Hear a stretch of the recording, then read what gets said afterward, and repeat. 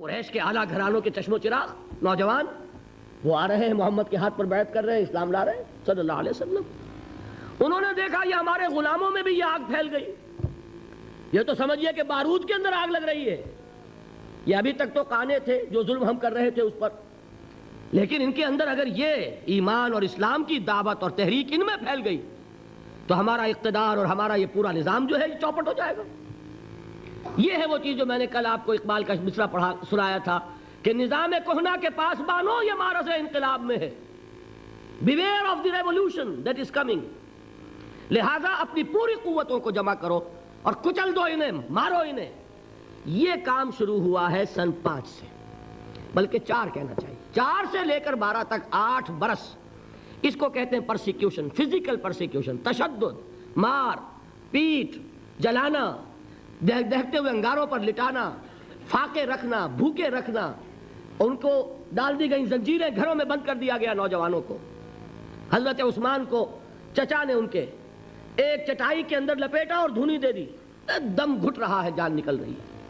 حضرت مصعب بن عمیر رضی اللہ تعالی عنہ، وہ نوجوان 200 درہم کا جوڑا ان کا سل کر آتا تھا شام سے تیار ہو کر، لباس معطر ہوتا تھا، جدھر سے نکل گیا پوری گلی جو ہے وہ معطر ہو گئی، انگلیاں اٹھ رہی ہیں، وہ جا رہا ہے مصعب، یہ خوشبو اس کی ہے۔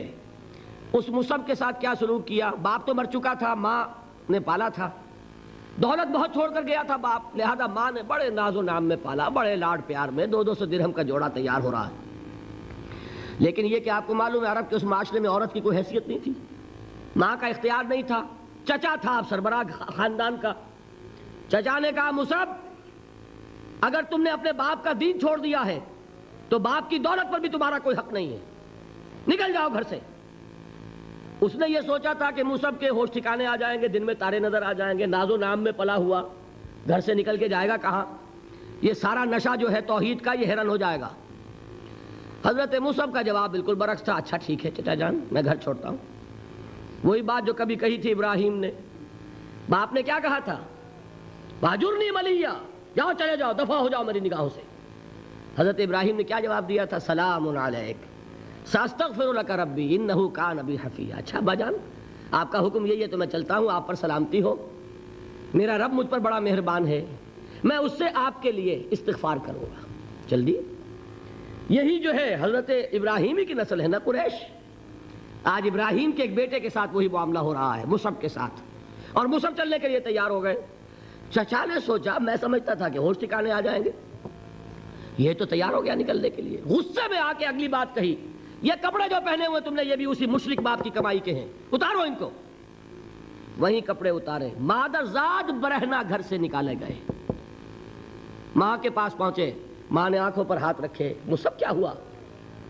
کہ ماں سے کہتے ہیں کہ ماں میں موحد ہو گیا ہوں، اور وہاں سے گئے پھر حضور کی خدمت میں، کپڑے کہیں سے مانگے ہوں گے۔ یہ مصعب ہیں 200 درہم کا جوڑا پہننے والے۔ جب حضور پر مدینے کے 12 افراد ایمان لائے تھے، بیعت عقبہ اولیٰ ہوئی، انہوں نے کہا کہ حضور ہمیں کوئی شخص اپنا ایسا شاگرد دیجئے جو ہمیں قرآن پڑھا سکے۔ حضور نے حکم دیا مصعب جاؤ، اب مدینے جاؤ، یثرب جاؤ، یثرب والوں کو قرآن پڑھاؤ، انہیں تبلیغ کرو۔ مصعب گئے ہیں وہاں، 1 سال کی کمائی 75 افراد لا کر حضور کے جھولی میں اگلے سال ڈال دیے کہ حضور یہ میری 1 سال کی کمائی ہے، 72 مرد 3 عورتیں۔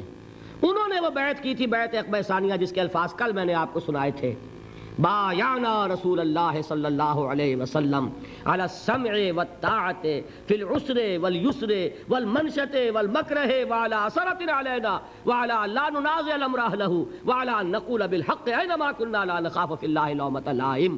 یہ 72 مرد تھے مدینے کے جنہوں نے یہ بیعت کی۔ پھر انہوں نے ریکویسٹ کی کہ حضور اب آپ ہمارے ہاں تشریف لائیے، ہم اگر یہ مکے والے وہاں حملہ کریں گے تو ہم آپ کی حفاظت کریں گے جیسے کہ اپنے اہل و عیال کی کرتے ہیں۔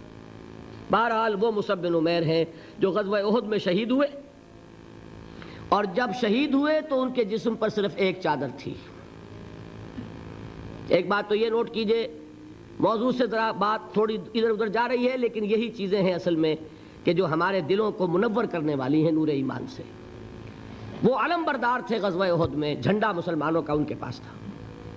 ایک ہاتھ پر، ایک شانے پر وار پڑا، ہاتھ کٹ گیا، دوسرے سے تھاما، دوسرے پہ کٹ گیا، اب دونوں حصوں کے بچے ہوئے ٹکڑوں سے جھنڈے کو تھاما، گرنے نہیں دیا، یہاں تک کہ شہید ہو گئے۔ گرے ہیں تو جھنڈا گرا ہے۔ شکل میں حضور سے بہت مشابہ تھے، خبر اڑ گئی کہ محمد شہید ہو گئے صلی اللہ علیہ وسلم۔ یہ مصعب بن عمیر کا واقعہ ہے۔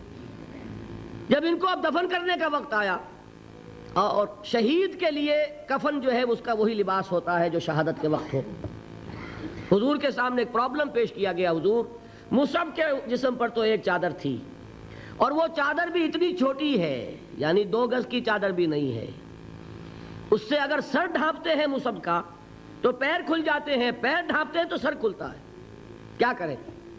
حضور نے فرمایا سر ڈھانپ دو چادر سے اور پیروں پر گھاس ڈال دو۔ یہ آخری لباس ہے جو محمد کے اس دیوانے کو اس دنیا سے رخصت ہوتے ہوئے ملا ہے، جس کا 200 درہم کا جوڑا چلتا تھا۔ یہ ہے صبر۔